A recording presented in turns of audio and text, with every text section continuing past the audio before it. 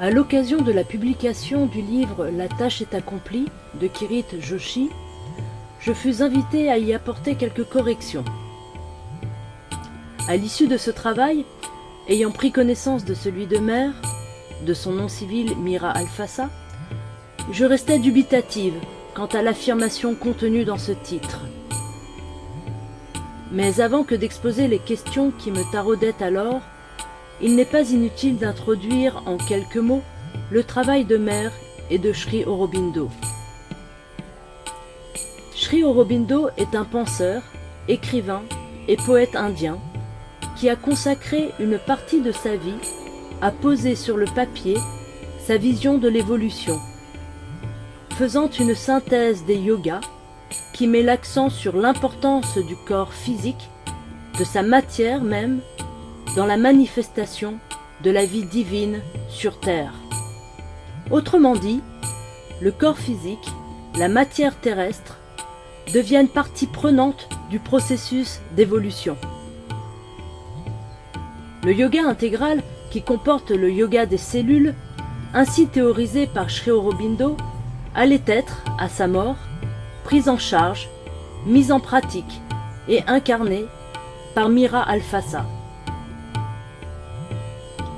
Le yoga des cellules, tel que je l'ai compris, est cette aspiration des cellules elles-mêmes à se tourner vers le divin, de telle sorte qu'une fois identifiées, unies à ce principe divin, elles deviennent ou redeviennent immortelles. De ce travail cellulaire dépend donc la conquête ou reconquête de l'immortalité physique. Aussi, plusieurs interrogations restaient en suspens. Tout d'abord, le fait que Mère ait quitté son corps en 1973 ne remettait-il pas en question la possibilité de connaître l'immortalité physique vers laquelle tout son travail, toute sa tâche tendait? Et que demeurait-il aujourd'hui, presque 50 ans après sa mort, du yoga des cellules dont elle avait fait l'expérience et avait témoigné quasi quotidiennement auprès de ses disciples de 1951 à 1973. C'est pour tenter de répondre à ces questions que j'ai entrepris d'interviewer des personnes, dont la plupart vivent à Auroville, qui ont à sa suite poursuivi le travail du yoga intégral.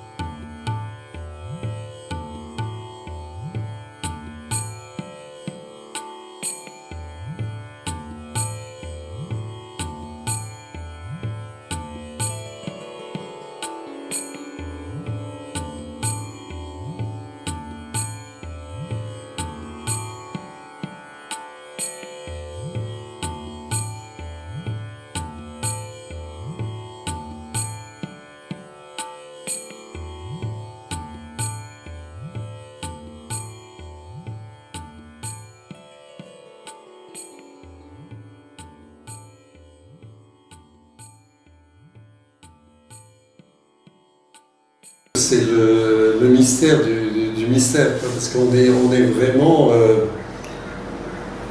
au cœur d'une interrogation sur la réalité de cette transmutation de la matière et de l'esprit, comment ce mariage, cette alchimie va pouvoir se faire, tu vois. Donc, comme ces deux mondes, a priori, qui n'obéissent pas du tout aux mêmes lois, hein, dans ce qu'on peut imaginer, ou tout au moins supposer, et qu'il est très difficile à l'heure actuelle de penser que dans la matière, l'esprit existe, et que dans la matière, le divin est là, présent. Quand on voit au niveau avec nos perceptions et notre démarche scientifique, où la matière est un ensemble, dans la science traditionnelle, d'atomes, d'éléments où la vie n'est même pas présente, où on parle d'éléments qui sont totalement en dehors, même de toute forme d'énergie. Alors maintenant, il y a le concept, en effet, de la transmutation matière-énergie, qui à l'époque était seulement approché par les alchimistes, les gens qui travaillaient sur un plan plus ésotérique, occulte, au niveau de cette relation matière-esprit. Maintenant, la science quantique arrive à la même constatation que derrière la matière, il y a de l'énergie. Et que, en fait, derrière l'énergie, il y a de l'information. Et que, en fait, l'information est à la base de tout. Alors, l'information, comme on en parlait l'autre jour, il y a une définition qui dit que la conscience, c'est de l'information pure. Mais on est très ignorant encore de qu'est-ce que c'est que l'information. Qu'est-ce que c'est que la conscience? Donc, toute cette interrelation, en fait, entre la matière qui constitue notre coquille biologique, si on peut dire, notre enveloppe biologique, qui est constituée a priori de matière, et c'était la grande question de Mère, ces cellules conscientes sur lesquelles Mère travaillait pour faire descendre l'esprit et les transmuter, en fait. Elle posait la question à Saprem et disait, mais qu'est-ce qu'il advient quand un corps meurt des cellules? Et Saprem disait, les cellules, elles se détruisent, elles se détériorent, c'est de la matière. La matière, elle se désintègre, elle pourrit, comme on dit. Bon, mais en fait, non. Oui, à une certaine échelle, et non à une autre, parce que maintenant on sait que l'information qui constitue la cellule est éternelle, est immortelle. Et l'information fait partie du domaine de l'esprit. Donc ce qui est très difficile à l'heure actuelle, c'est de trouver les liens, les vrais ponts entre tous ces plans qui, on le sait maintenant, enfin on en est convaincus nous-mêmes si tu veux, mais c'est que rien n'est séparé, donc en fait que tout est relié dans des dimensions qui a priori ne sont pas du tout les mêmes, n'ont pas du tout les mêmes propriétés, avec notre capacité de percevoir les choses, nos 5 sens, mais dans la réalité des choses, au niveau de l'appréhension par la conscience, tout est relié. Tout a une base unique, un fondement unique. Alors, le challenge, c'est d'arriver à vivre, à comprendre, mais dans son sens le plus profond, cette interrelation entre l'esprit et son expression de plus en plus densifiée, qu'on appelle matière, et de voir où ces liens se situent, de façon à pouvoir recréer tout le mouvement qui a fait que l'esprit est devenu matière, et que la matière est normalement destinée à reprendre les qualités de l'esprit tout en gardant les qualités de la matière. Parce qu'autrement, il n'y aurait pas de sens. En fait, la finalité de tout ce mouvement, de l'involution et de l'évolution, c'est d'intégrer toutes ces qualités, les qualités de l'esprit dans la matière et les qualités de la matière dans l'esprit. Et les qualités de la matière, c'est quoi? C'est la continuité. C'est la continuité sur un plan, si tu veux, où la matière fixe l'information. contrairement à l'énergie. Mais la matière fixe l'information jusqu'à un certain point. Et cette information, en fait, qui est fixée par la matière, ou tout au moins mémorisée par la matière, et là on revient au concept de la mémoire de l'eau, de la mémoire de la matière, donc qui est tout de même toute l'exploration de la nouvelle science quantique, va donner sens et compréhension à ce que Mère exprime à travers, ou Sri Aurobindo, à travers des expériences directes de la conscience par rapport au cheminement, si tu veux, de ce qui pour nous encore est un mystère. On dit mystère parce qu'on n'a pas saisi encore avec notre rationalité, notre mental qui arrive à relier les choses à son niveau, mais qui tout de même est un instrument de séparation et en même temps de réagrégation de ce qu'il a séparé. Donc il réunifie après à sa manière en créant des liens. Donc nous, notre exercice d'être incarné, c'est puisqu'on est un être mental, vital, physique, mais mental, c'est la partie la plus élevée de notre réalité d'être incarné. Hein. Donc il faut refaire le chemin maintenant, ce qu'on est en train de faire, de comprendre et de recréer les vrais liens qui vont nous permettre de suivre notre propre évolution, qui est partie de la matière la plus désorganisée, hein, puisqu'on est dans l'évolution, on est descendu jusqu'au stade de la matière, et de la matière, on est redevenu d'élément inorganique, on est devenu un élément organique, constitué de plus en plus dans la complexification pour arriver à l'élément vivant, le végétal, et après à l'état animal et à l'état humain. Donc tout ça, c'est une complexification avec des liens qui donnent le sens et qui réunifient en fait tous ces éléments dissociés. Et nous, notre participation consciente, ce qui est formidable, et quand Mère dit c'est une expérience, une aventure qui n'a jamais été faite et qui ne sera jamais plus, on est dans cette transition où notre évolution actuelle nous a conduit après toutes ces centaines de vies ou cet incroyable nombre d'expériences qu'on a vécues, à être à même de pouvoir concevoir en effet que nous sommes esprits incarnés dans la matière. On est d'abord esprit incarné dans la matière, et que cet esprit qui a travaillé tout ce temps dans l'inconscience devient autoconscient de lui-même.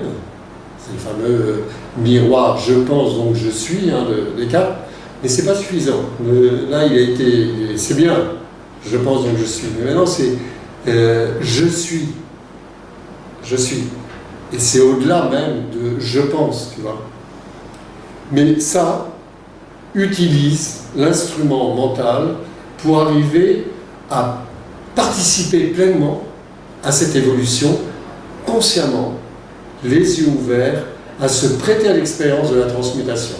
Ce que la chenille qui se transforme, qui se métamorphose en papillon, fait dans l'inconscience, c'est la nature qui a organisé ça.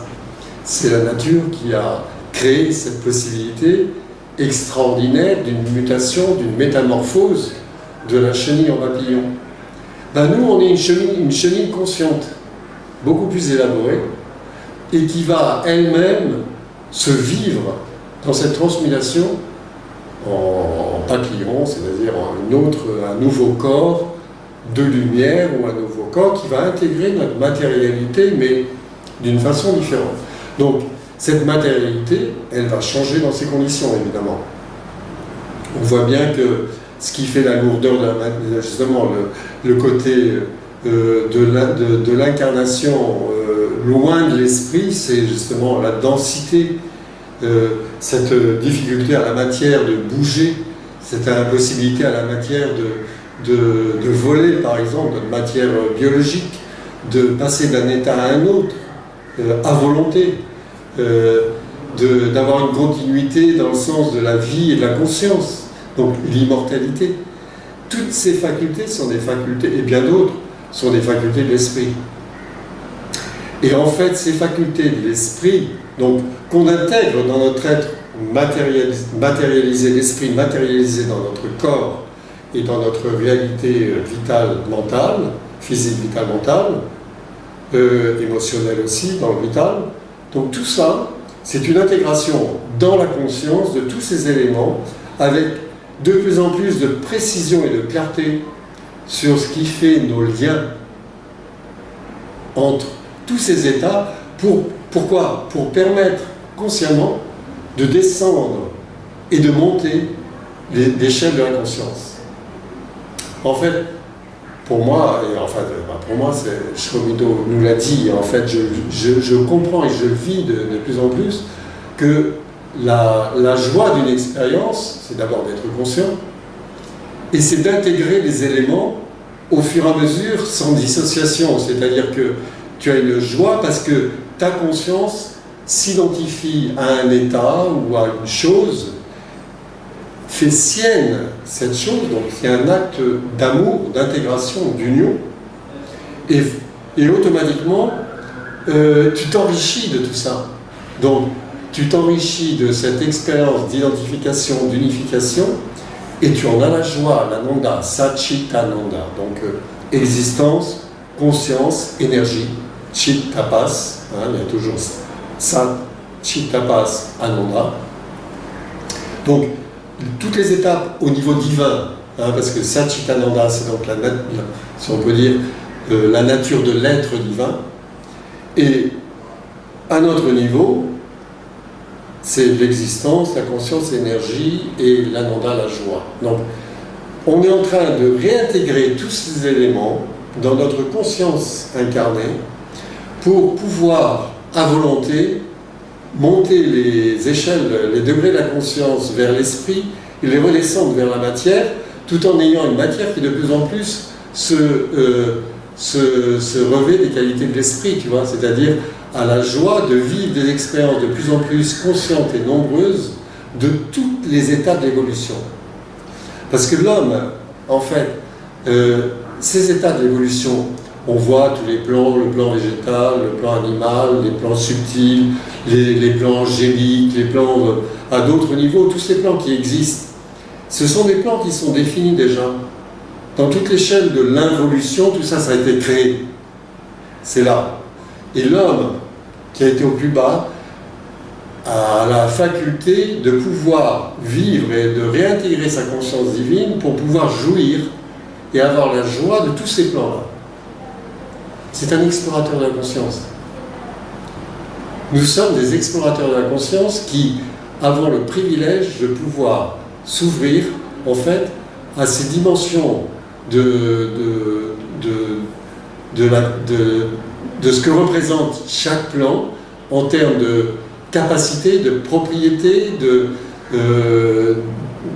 difficulté aussi peut-être, mais de le vivre consciemment, donc joyeusement. Donc tout ça, ça va, c'est fabuleux. Quand tu vois l'évolution avec ce regard, ça motive, ça justifie absolument toute la galère qu'on a vécue en descendant l'échelle de l'évolution, en plongeant dans la conscience, tout de même. Parce qu'il ne faut pas oublier qu'on a tout de même des âmes solides et fortes, parce qu'on a accepté de descendre dans le contraire de l'esprit, dans la matière, pour pouvoir aussi intégrer cette dimension divine et aider à toute cette évolution de l'incarnation. Tu vois. Donc, moi je dirais que, puisqu'on parlait du thème, c'était l'immortalité, je dirais qu'automatiquement, l'immortalité est une qualité de l'esprit et doit devenir une qualité de la matière qui se spiritualise. Donc, la matière, au fur et à mesure où elle va de plus en plus revêtir les qualités de l'esprit. Alors, là, tu citais le passage de l'agenda où Mère travaille sur ses cellules, puisque c'est les cellules qui composent un corps. Donc, ces cellules, c'est quoi en définitive ? C'est de la matière organisée par de la conscience, à travers de l'énergie.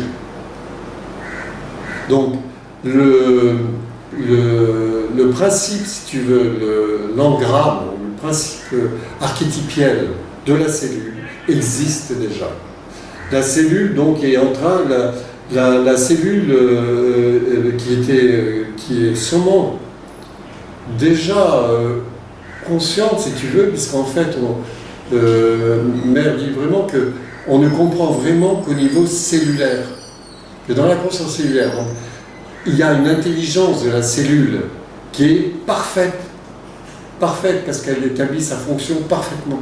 Autrement, on ne peut pas imaginer, dans la complexité biologique, comment chaque cellule peut accomplir sa tâche parfaitement pour faire qu'à chaque instant, on est nous-mêmes. Bon, même s'il y a une dégradation, justement, parce qu'on ne sait pas encore comment garder la cellule dans son état, disons, optimum, pour ne pas se détériorer. Donc le travail est là. C'est sûrement par tous les moyens qui vont venir au fur et à mesure, d'aider la cellule à ne pas se détériorer. Mais scientifiquement, on sait que la cellule est immortelle si on lui donne l'environnement adéquat pour se renouveler autant de fois qu'elle a besoin de le faire. Donc, a priori, cette immortalité cellulaire, elle est logique, elle est compréhensible, elle fait partie de l'évolution et elle fait partie comment dirais-je, de notre challenge évolutif en tant qu'être conscient, c'est-à-dire maintenant, comme disait Mère Chomino, le travail c'est dans le corps. Mais avec tout le reste, il n'y a rien à rejeter, il y a tout à intégrer. Mais à intégrer le corps aussi dans ses dimensions, justement comme moi je le vois comme un enfant qui grandit dans la conscience, tu vois. Mais il faut lui restituer ces conditions comme à un enfant. Tu vois, l'environnement, plus l'environnement est riche, propice, et donne la possibilité à l'enfant de s'épanouir, et évidemment, meilleur c'est pour son épanouissement. Le corps, c'est pareil. Donc, c'est cet épanouissement, c'est cet environnement, c'est cette conscience qu'on doit avoir de plus en plus dans notre quotidien et d'instant en instant, de relier notre corps à tous les états de conscience qu'on vit. Et on dit bien à l'heure actuelle que ce qui est important, c'est ancrer la conscience dans la matière, dans notre matière corporelle. Ça veut dire de devenir conscient de notre conscience, de notre état de « je suis » dans chaque moment où notre être incarné agit. Et automatiquement, on met de ce « je suis », de cet état de l'esprit, du centre intérieur, du centre divin, dans la matière, dans notre matière biologique. Et c'est ça qui crée l'environnement propice.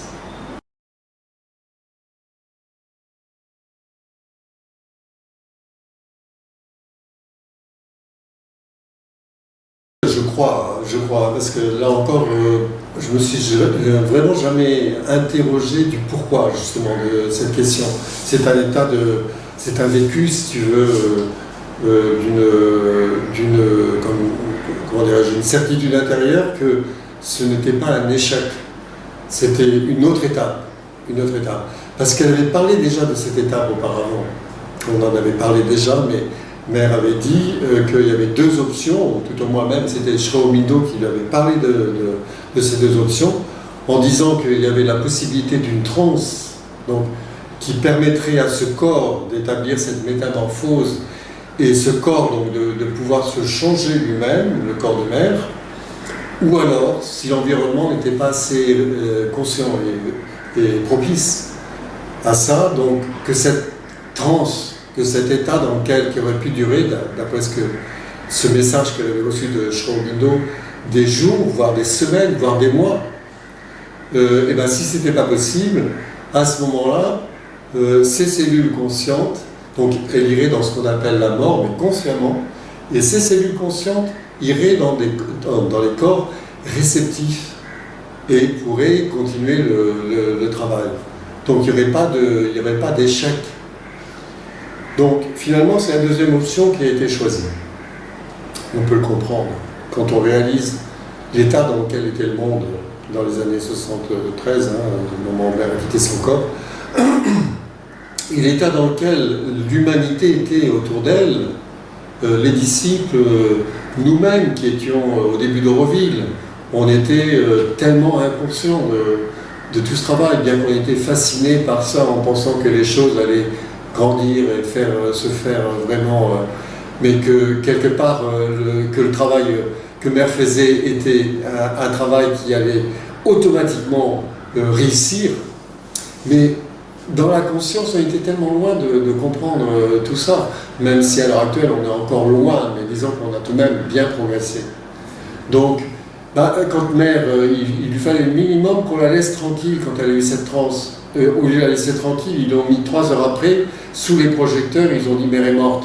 Bon, évidemment que ça prouvait bien que l'environnement n'avait pas compris ce travail-là. Voilà. Donc, sans mettre de jugement, mais c'est comme ça. Donc, la deuxième option a été choisie, et le travail a continué. Donc, comment? Le grand mystère, c'est évidemment, tu dis, c'est le conscience de Mère, ouais, ok, mais Mère, elle est morte, elle a quitté son corps. Donc, elle est restée dans un corps, quelque part, qui est mort. Et comment ces cellules, alors, à moins qu'elles se conservent, ou qu'un principe de vie reste encore dans ces cellules, mais alors ça, on ne sait pas, et on ne va pas faire des hypothèses, mais ce qui est sûr pour moi, c'est que ce qui est essentiel, c'est que la conscience qu'il y avait dans les cellules, elle, a perduré, a pu rester dans l'atmosphère terrestre et continuer son travail d'information dans, justement, les cellules. C'est universel, les cellules. Comme elle disait à un moment, elle a vécu l'expérience supramentale dans le corps. Et elle disait, mais ce corps, il devient une montagne. Il devient une maison, il devient quelqu'un d'autre. On est totalement perméable. Il n'y a plus un corps. Il y a la sensation de tous les corps sont mon corps. Tu te dis, c'est fabuleux. Mais donc, ce corps devient universel. Tout en étant un corps tout de même individualisé. Donc ça, c'est tout de même le grand challenge, c'est d'arriver à garder son individualité tout en étant le tout. Et ça fait partie aussi de la beauté de l'expérience, tu vois. Donc, ça veut dire qu'en effet, ces consciences, ces cellules qui sont conscientes sont universalisées. L'information qui est à l'origine, parce que quand un corps meurt, qu'est-ce qui se passe? Personne ne sait vraiment scientifiquement ce qui se passe. Ce qu'on sait, c'est que l'énergie, l'essence de la vie part. Et bon, on dit même que ça pèse quelques grammes, hein, puisqu'on a pesé un corps vivant et un corps mort. Bon, ceci étant, on ne pourrait pas encore définir ce qu'est cette essence de vie qui est partie, mais c'est de l'information. Je te disais tout à l'heure que l'information est à la base de l'énergie est à la base de la matière. Bon, donc tout ça c'est relié, et on peut très bien connaître que l'information, c'est de la matière extrêmement subtile, de la matière immortelle, de la matière qui peut aller, en effet durer. C'est peut-être l'éther, cette notion de l'éther ou de l'akasha en Inde, tu vois, cette matière qui est consciente et qui retient toute la mémoire de l'univers pour l'immortalité. Donc on est tout de même dans une relation, si tu veux, totalement différente de ce qu'on peut imaginer vis-à-vis de la matière.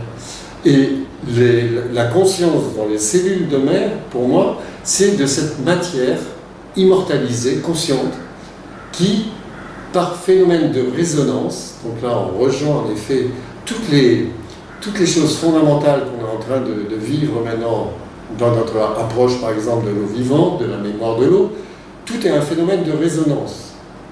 Ça résonne, donc la communication s'opère.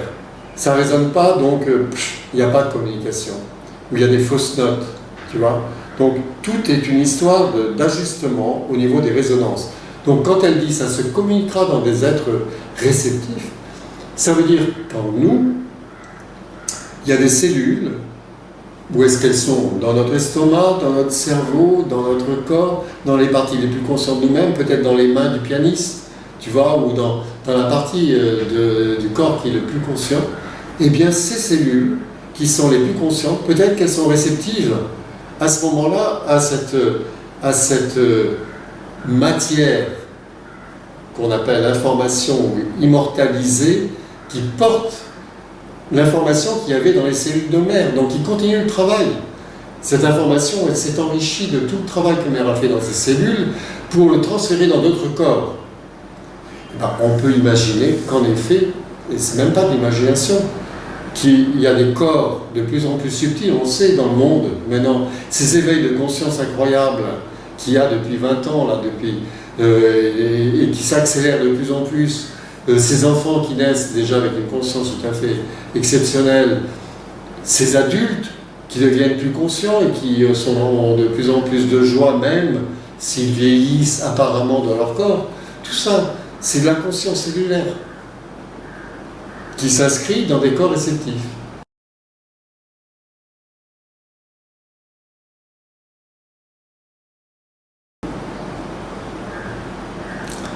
C'est une question assez délicate, parce qu'en fait, on est dans un monde où le subjectif, si tu veux, est très proche de l'objectif. Tu vois, plus on est dans ce travail de conscience, et plus l'objectif et le subjectif sont des choses les frontières, tu vois, les interfaces sont de plus en plus, de moins en moins séparées, disons, voilà. Ce qui est subjectif peut devenir objectif. Par exemple, je sais pas, le monde des synchronicités, tu vois. Quand on voit des trucs, il y a de plus en plus d'éléments qui te font dire qu'à un moment tu perçois quelque chose qui est exceptionnel, mais qui apparemment est très banal, mais toi tu le vis exceptionnel, et parce que dans ta conscience, tu as une résonance avec un autre plan qui s'inscrit dans le plan présent.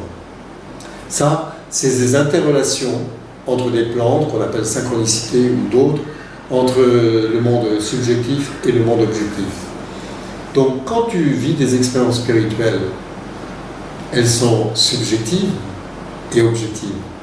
Elles sont objectives pour toi parce que tu les vis. Et puis si on te disait c'est pas vrai, et 10 000 personnes te disent mais c'est du rêve ce que tu dis, tu dirais vous croyez ce que vous voulez. Mais moi je sais que c'est la réalité. Et c'est une réalité encore plus concrète que cette table, parce qu'elle fait partie d'un être de mon intégralité. Tu vois ? Donc une expérience spirituelle, c'est justement la chose qui va au-delà de l'objectif et du subjectif. Mais quand on dit les choses, on s'adresse à un plan mental.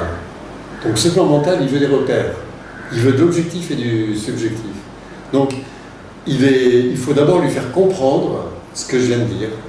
Et après dire oui, j'ai eu des expériences en effet qui m'ont prouvé que dans le corps, il y a, quand on est concentré et qu'on a fait appel à cette conscience corporelle, on a des sensations qui n'appartiennent pas aux sensations habituelles. Des sensations de plénitude, de joie, c'est même comme une espèce de frisson de bien-être, presque une jouissance, mais qui irradie le corps, qui arrive comme ça, parce que tout d'un coup on a contacté une présence divine à travers une concentration, une méditation, quelque chose qui descend, quelque chose dont on est conscient dans l'esprit, et si on l'amène dans le chakra du cœur, ou même dans un autre chakra, on peut sentir que cette expérience, à ce moment-là, se retraduit à la dimension où on l'appelle, à la dimension où on se concentre. Et si tu concentres ce qui m'est arrivé dans le chakra du cœur, eh ben, tu as une espèce de pulsion de joie absolument extraordinaire que j'ai vécue. Des choses que j'ai transformées. Quand je dis j'espère que je le dis, c'est pas mon ego, c'est mon être. Des moments de grande détresse où j'étais presque sur un plan extrême, je dirais presque entre la vie et la mort, à quel point des situations extrêmement douloureuses à vivre. Et où un appel tout d'un coup jaillissait de mon être et où ces situations dans l'instant se changeaient dans une réalité de joie incroyable. Je l'ai vécu. plusieurs fois, et la première fois que j'ai vécu ça, j'ai cru que je devenais fou. Parce que passer d'un moment où tu as envie de te suicider, à un moment où tu as une joie tellement forte que tu es obligé, pendant 3 jours, de courir, d'exploser de joie, de communiquer comme tu ne peux pas, en disant « mais regardez ce qui m'est arrivé, regardez », parce que tu ne peux pas contenir. Tu vois, ben, cette expérience-là, après, petit à petit, tu la gères, tu la comprends, et tu la contiens.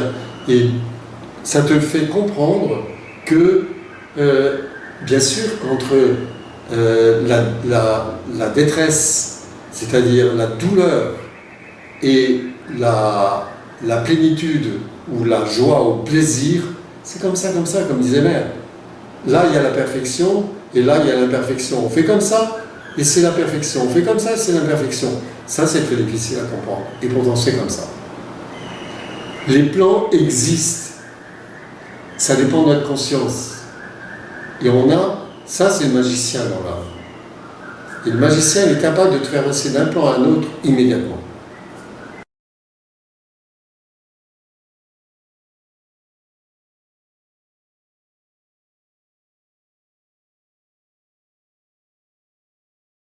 Ce qui est vrai, c'est que, bon, pour le dire simplement,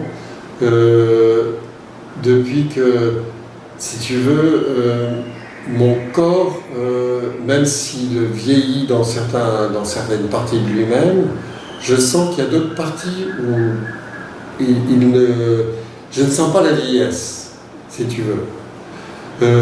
Au niveau de l'énergie, au niveau de la capacité, si tu veux, de vivre des choses. Mais par contre, il y a des changements extrêmement. Par exemple, je fais très peu de sport, alors qu'avant, je faisais énormément de sport. Énormément. Et puis, j'ai eu mon corps un jour a dit non, stop, j'ai une sciatique qui a été très douloureuse, qui m'a paralysé pendant un mois. Et en fait, à ce moment-là, j'ai arrêté toute activité sportive. Et depuis, j'ai quasiment pas repris. Mais ça s'est transformé, c'est-à-dire que je le fais dans mon quotidien, en faisant bouger mon corps. J'essaie de relier mon corps à la respiration, à d'autres éléments, à bouger en étant conscient. Et je n'éprouve pas le besoin de dépenser mon énergie comme on le fait dans le sport. Je ne dis pas qu'un jour ça ne reviendra pas. Mais tu vois, par exemple, je faisais des tours d'Euroville en courant, 50 km en vélo. Au début d'Euroville, on n'arrêtait pas, on fait 15 heures par jour à faire des trous, à faire des trucs. Une énergie, tu vois, à mettre dans le corps, mais qui ont fatigué mon corps, en fait, et qui ont, quelque part, j'ai senti qu'à un moment, mon corps me disait « stop ». Il l'a montré. Et puis après, ça m'a mis sur un autre plan de relation à travers la nourriture. Donc j'ai changé ma nourriture, j'ai pris une nourriture beaucoup plus vivante. J'ai compris l'importance de l'eau. C'est là où m'est venue cette incroyable passion pour l'eau. Parce que j'ai compris que, on m'a dit au centre de naturopathie où je suis allé pour ma sciatique, que ce disque qui était écrasé pouvait être reconstitué sans avoir besoin d'opération, et que le corps était capable de le reconstituer. J'étais complètement sidéré parce que médicalement, c'est pas possible. Et bien, le médecin naturopathe m'a dit, mais bien sûr, il faut boire beaucoup, de la bonne eau, et il faut manger une nourriture vivante. Et à partir de là, tu donnes au corps toutes les possibilités, il va reconstruire. Il n'a pas de problème. Et en effet, c'est ce qui s'est passé. Je me suis mis à prendre que de la nourriture vivante, à commencer à m'intéresser à la qualité de l'eau, à boire beaucoup plus que ce que je buvais, et mon disque s'est reconstitué. Ma sciatique n'était plus là, et depuis 30 ans, j'ai pas de problème. Je peux dire aussi, je touche du bois, mais j'ai pas eu besoin de médecin, de maladie depuis voilà, des décades. Et que quelque part, je sens que mon corps se régénère d'une autre façon. Donc je ne peux pas dire que Bon, j'ai maintenant 76 ans. Quelque part, je sais que y a tout de même en effet des signes au niveau du corps qui a des problèmes j'ai peut-être pas la même capacité de courir ou de faire un marathon ou de faire une chose, parce que ce n'est pas dans mon programme actuel. Mais quelque part en moi, je me dis, le jour si un jour on me demande de reprendre une activité sportive, je le ferai avec joie. Pour moi, il n'y a pas de limite. Il n'y a pas de limite. Si on veut mettre une limite, et si ma divinité intérieure décide que c'est le moment pour moi de quitter mon corps, ben d'accord, si tu veux, parce qu'il y aura une autre expérience qui m'attendra. Mais moi, personnellement, en tant qu'être incarné, je ne vois pas pourquoi j'aurais des limites. Les limites qu'on m'impose, si tu veux, au niveau du corps, c'est mes propres limites. Mais je n'accepterai pas qu'on me dise, par exemple, même le fait de... Bon, je ne vais pas le dire parce qu'on dirait que je suis un peu zinzin, mais quelque part, en effet, je suis sûr qu'à un moment, on va pouvoir voler physiquement. Qu'il va y avoir que le corps, et ça c'est déjà dans la physique quantique, qu'on va pouvoir être maître de la pesanteur, de la gravité d'abord, qui est une expression de la pesanteur, mais aussi de cette capacité, parce que la densité dans la matière n'existe pas en fait. Elle existe au plan actuel de notre perception, mais en fait, ce n'est que, au niveau électromagnétique, ce n'est que des attractions et des répulsions d'atomes. On te dira au niveau scientifique que si tu as l'impression du dur, c'est pas que c'est dur, c'est qu'il y a tes atomes de ta main et les atomes de la table se répulsent, se repoussent. C'est électromagnétique. C'est pas que ça c'est impossible à passer à travers, c'est que si tu changes la fréquence au niveau atomique de ta main, de ta biologie, eh ben tu peux très bien passer à travers la table. Bon, ça, il y a des films qui le décrivent. Ça fait partie de la science-fiction, mais maintenant, la physique quantique va au-delà de la science-fiction. C'est très abordable. La téléportation, tous ces éléments deviennent des choses qu'on peut mentalement, on n'est pas encore à même de le faire, mais on peut très bien imaginer que, comme disait Schwab, Bindo et Mer, si il faut durer, il faut permettre au corps de durer, de garder ses propriétés, si tu veux, vitales. Bon. Et qu'à partir de là, la science progresse, la compréhension progresse, l'environnement, un environnement propice, donc un environnement qui n'est pas pollué, ça il faut en être conscient, donc vraiment travailler sur enlever le maximum de pollution, faire que le corps en fait soit de plus en plus autoprotecteur, parce que par exemple ça maintenant on sait qu'une eau structurée protège des pollutions électromagnétiques, ça je le dis entre parenthèses, c'est-à-dire qu'une eau qu'on dit vivante, structurée, va devenir diamagnétique, c'est-à-dire qu'elle va empêcher les vibrations contraires de rentrer. Donc elle se protège elle-même, elle protège le corps. Donc ça c'est une chose, tu vois. Et tout ça, on va de plus en plus se découvrir, le corps a des capacités extraordinaires. Comme on dit, le cerveau, on n'utilise même pas 10% du cerveau. Et au niveau des pouvoirs du corps, alors là, je ne sais pas quel pourcentage on a, mais on est sûrement très très loin de même des 10%.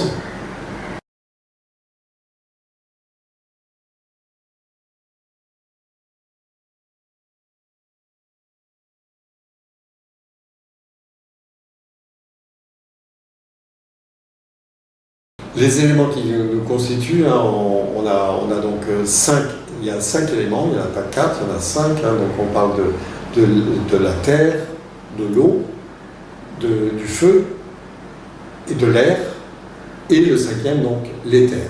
Donc l'éther qui a été rejeté par la science, mais qui est en fait maintenant qu'on appelle le vide quantique, ou le prana, ou disons que c'est la substance justement unificatrice.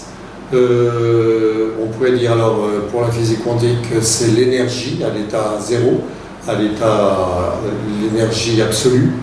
Dans le monde védique, c'est l'Akash, c'est-à-dire cette matière universelle qui mémorise toutes les informations. Là on est vraiment... Donc ces 5 éléments qui nous constituent, eh bien, il faut d'abord les identifier, voir ce qu'ils représentent en termes symboliques. Et travailler dessus sur chaque élément qui relié à un organe, donc à notre corps biologique. Donc chaque organe est relié à un de ces éléments. Chaque organe a donc sa fonction dans la totalité de notre biologie. De ça, tu as par exemple l'élément eau qui nous constitue évidemment en majorité à l'heure actuelle, puisqu'on en a parlé l'autre jour, mais 70% d'une façon globale en termes de volume, 80 ou 85% de cerveau, et 99, quelque chose en termes de molécules d'eau. Donc là, vraiment, l'eau est notre constituant primordial. Bon. Donc les organismes vivants viennent de la mer, de l'océan, donc tout ça, c'est pas hasard. Tu vois. Bon, l'air, qui est évidemment notre élément fondamental aussi en termes beaucoup plus de cette respiration qui, sans elle, on ne peut pas vivre. Donc,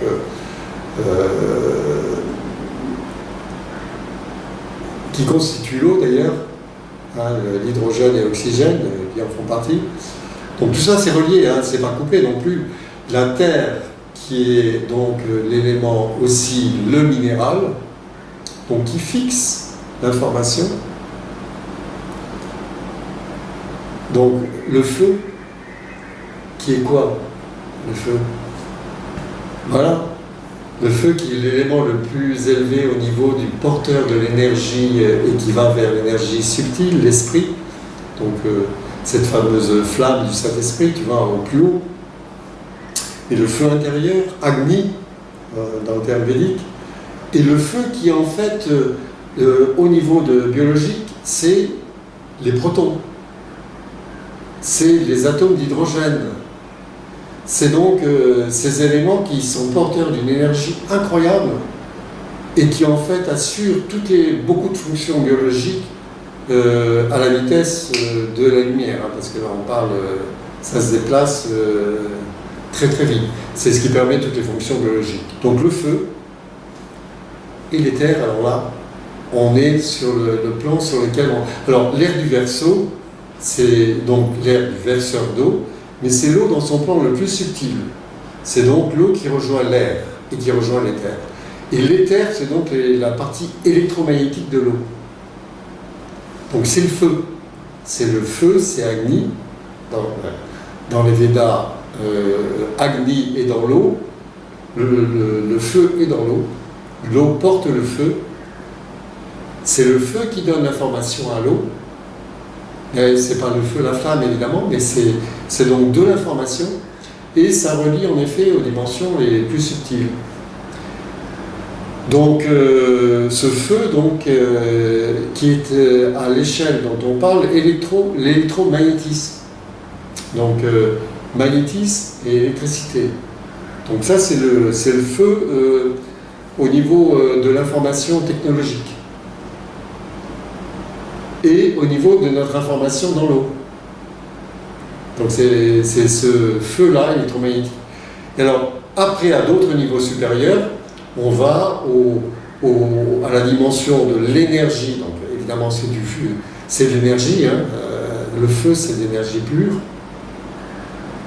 Et on va après aux dimensions de l'éther, c'est-à-dire cette matière éthérique, cette matière extrêmement subtile qui combine un peu tous ces éléments et qui les a à l'état, je pense, enfin bon, je me hasarde un peu à le dire, mais je pense que c'est une matière qui est déjà suffisamment consciente et organisée pour avoir mis tous les éléments, si tu veux, qui sont à l'échelle sûrement d'archétype, tu vois, à l'échelle primordiale. Après tout ça, c'est descendu dans la densité, ça formait les plans. Donc de l'éther, c'est passé à l'air, après c'est passé à l'eau, après c'est passé, au feu, à l'air, l'eau et la terre. Donc tout ça, ça s'est densifié, mais finalement, tu vois, toute l'échelle est reliée. Et en finalité, donc, le cinquième élément, l'éther, c'est celui-ci. Donc qu'est-ce qu'il faut nous? Il faut relier constamment, mettre de l'éther, mettre de l'énergie la plus pure dans les éléments qui nous constituent, c'est-à-dire d'abord dans l'eau, Dans l'air, eh ben, évidemment, c'est le prana. Dans l'eau, dans l'air, dans le feu, ben, c'est déjà là. Et dans la terre, eh ben, c'est de plus en plus, c'est déjà l'eau qui est porteuse de cette énergie-là, donc qui va dans la terre et qui irrigue. Et puis, bah oui, disons que la terre, elle travaille d'abord, elle est rendue, ces éléments vont dans la terre à travers l'eau. En finalité, c'est pour ça que rien ne peut pousser si tu ne mets pas de l'eau dans la terre.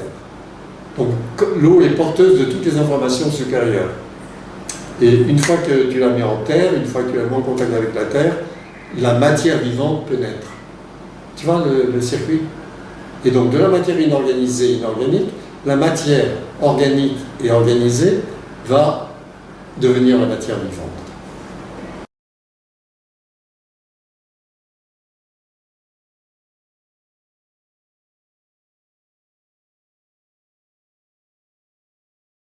Non, bien sûr. Non, parce que oui, justement, donc, si tu veux, les plans cosmo-telluriques, donc cosmiques et telluriques, c'est toujours pareil, c'est des plans complémentaires mais opposés. Hein, c'est comme l'esprit et la matière.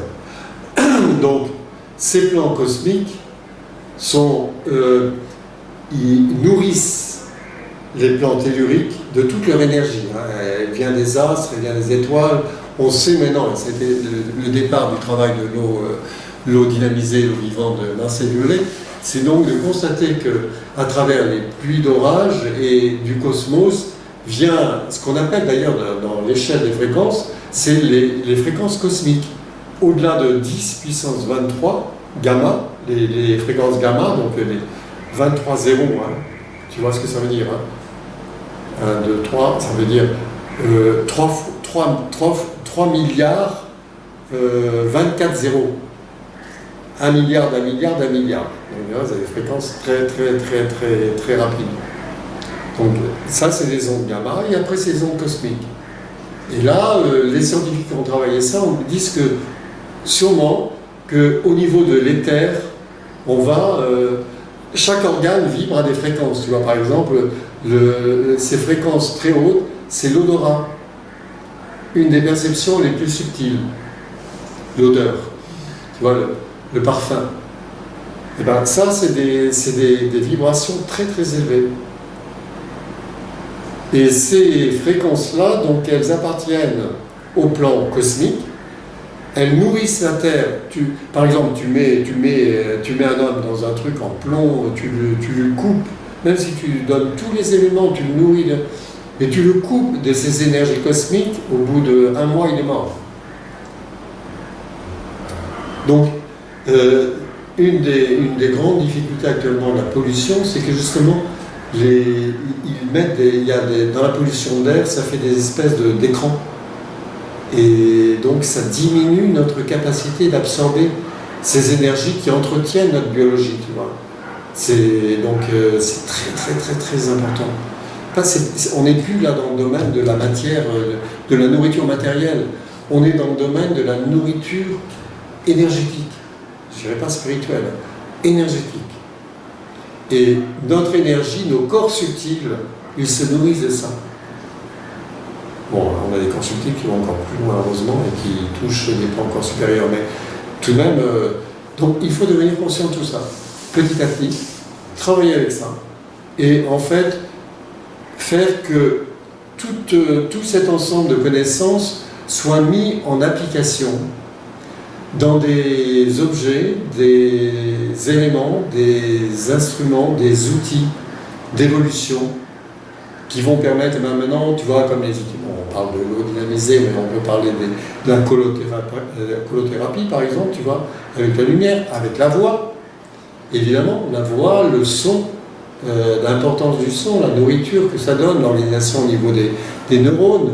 On dit maintenant que écouter de la musique tous les jours, c'est une nécessité, ou une voix humaine, ou des musiques de la nature, tu vois, les chants d'oiseaux, tout ça.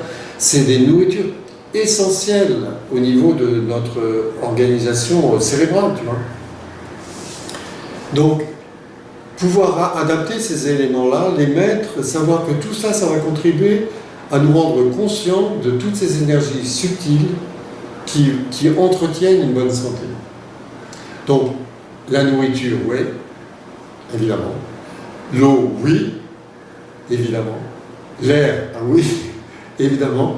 Mais tout le reste, ce qui appartient au feu et à l'éther, c'est ça maintenant qu'il faut amener. L'information et informer et créer des outils qui vont utiliser le son, la musique, la voix, les éléments qui vont créer un environnement d'harmonie et de la nourriture du cosmique, la nourriture de l'esprit et du corps.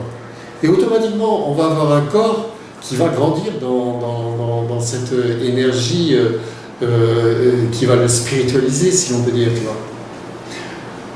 C'est en ce sens, je crois, qu'on peut participer consciemment, à travers même des technologies nouvelles, qui sont mises au service de ça.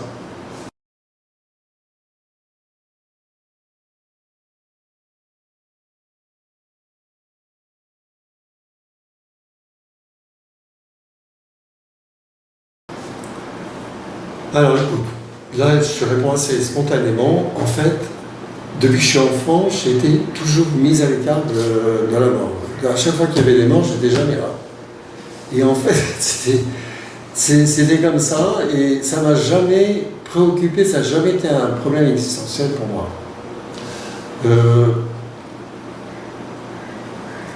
La vie, je suis vivant, dans un monde vivant, la mort est une réalité, on est confronté à la mort partout, mais, comment dirais-je, alors, moi, quelque part, si tu veux, j'adhère totalement à ce que dit Mère, tant qu'il y aura la mort, il y aura l'échec. Ok, on est mortel, mais ça veut dire qu'on est en voie d'aller vers quelque chose de supérieur, de plus intégral et qui va vers un état de non-mort. La mort à la mort, tu vois. C'est-à-dire qu'on meurt au concept de la mort. Alors, ça ne veut pas dire qu'on prétend qu'on est immortel, mais au moins, mentalement, on n'est plus, comment dirais-je, sous la pression de la domination absolument que je trouve morbide, justement ce que je viens de dire, de toutes ces énergies de dire c'est inexorable, la mort est partout présente, il faut se préparer. Mais quoi? Pourquoi on se préparait à la mort? C'est une hérésie, on est en vie. On ne demande pas de nous préparer à la mort elle vient quand elle vient, bon, c'est ok. Mais je ne vois pas pourquoi on se prépare à la mort. Alors, on dit c'est une question de sagesse. Bon. Je ne sais pas si la sagesse se situe à ce niveau-là, franchement. Parce que je pense qu'il est beaucoup plus intéressant de... Si tu veux, si tu as peur de la mort, il faut faire un travail sur d'où vient cette peur de la mort. Oui, ah bah oui, je change d'état, je suis plus identifié à moi-même, à ce que je connais. Bon, bah d'accord. C'est vrai, ça peut créer une peur. Et il faut travailler sur la peur. Mais c'est pas sur la mort, c'est sur le changement. C'est comme si demain on dit, bah, tu vas changer, maintenant tu vas aller sur une autre planète. Bon. Ah bah oui, mais alors j'ai quitté tous mes amis, mon environnement habituel, un peu dur, tu vois, ça te crée une peur. C'est pas la mort. Mais derrière la mort, on a mis toute la morbidité d'une incarnation inexorable, de souffrance, où on vit pour mourir, tu vois. Et on se prépare à la mort, et tout ça, ça n'est pas... Non, écoute. Moi, je vis comme ça. Mais non, c'est mon truc. Alors, encore une fois, demain, c'est possible que je meure, mais bon, ben, ça sera une autre expérience. Et à la limite, je m'en soucie pas. Pour moi, l'éternelle jeunesse, c'est de se renouveler constamment, c'est de garder son pouvoir d'imagination, son pouvoir d'émerveillement. Ça, c'est de pas garder, je dirais, de développer. De développer constamment ce qui est justement tout ce dont on vient de parler, c'est-à-dire que devant une réalité aussi incroyable, que la vie, que ce qui nous entoure, que l'évolution, que ce qu'on vit à travers ce temps actuel, ce moment présent, où tout ce dont on vient de parler, cette capacité de faire partie d'une expérience, d'une aventure où tu passes d'un état à un autre état, les yeux ouverts, même avec les difficultés, c'est un challenge, c'est une aventure, c'est fabuleux. Donc ça, c'est voir chaque instant comme une possibilité de dire « Waouh, ouais, non, c'est pas marrant », mais en même temps, si j'en fais un travail de conscience, à ce moment-là, je vais peut-être voir le positif de cette situation difficile. Et hop, ça bascule. Et dans la conscience, tu peux tout d'un coup dire « Mais oui, mais ça a tout son sens. C'est plus négatif. Ça devient un facteur d'évolution. » Bon, donc, pouvoir d'émerveillement, développement de cette réalité-là, de vraiment participer de plus en plus, parce que je crois que le pouvoir d'émerveillement obéit à quoi? À un pouvoir à une évolution de conscience. Plus on est conscient, et plus... Alors, tu as des gens qui vont dire, ouais, plus tu es conscient et plus tu vois la misère du monde. Bah, si tu veux voir la misère du monde, tu vois la misère du monde. Oui. Ça dépend du regard que tu portes. Et en effet, la réalité que tu construis, c'est une réalité qui va dépendre de ton intention, de ton regard. Donc, la misère du monde existe, oui. Tout ça, ça existe. Mais qu'est-ce que tu veux vivre, toi? Qu'est-ce que toi, tu as envie de vivre? Qu'est-ce que ton être a envie de vivre et participer à quoi? Est-ce qu'il a envie de participer à la misère? Est-ce qu'il a envie d'aider la misère? Pourquoi pas? Il y en a, c'est leur boulot. Hein. Et puis ils y trouvent leur joie, et c'est très bien.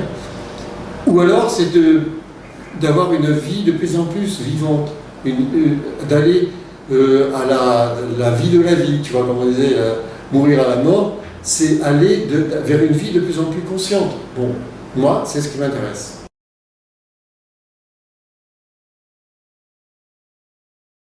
Alors, je ne dirais pas que j'aimerais être immortel, parce que ça va dépendre de comment je vis cette évolution vers l'immortalité. Je dirais que c'est un challenge pour moi super intéressant, que j'ai envie de vivre, auquel j'ai envie d'adhérer, participer. J'ai envie d'essayer de prolonger ma vie au maximum de ce que je peux. Alors, l'immortalité, c'est autre chose, hein, parce que si c'est déjà 100 ans, c'est bien, si c'est 200 ans, c'est bien. Si j'arrive à 300 ans, comme dit Sri Aurobindo, il faudrait durer 300 ans pour avoir la mutation. Et ben, je trouverais ça fantastique. Mais, évidemment, je ne veux pas être gâteux. Donc, si c'est pour vivre 100 ans, au bout de 100 ans, et être gâteux, je préfère, dans ce cas-là, changer de corps, tu vois. Donc, oui, mais surtout, garder l'esprit, entretenir un esprit d'évolution qui fait participer le corps à cette évolution, qui fait que tu intègres ton corps, la dimension biologique de ton corps, dans l'évolution de ton esprit. Et tu vas aussi loin que tu peux. Tu intègres les deux et tu avances. Donc, dans une intégralité. De plus en plus, c'est ce qu'on nous demande. Yoga intégral, ça veut dire intégrer tous les éléments, donc y compris le corps. Bhagwan Das, je te remercie.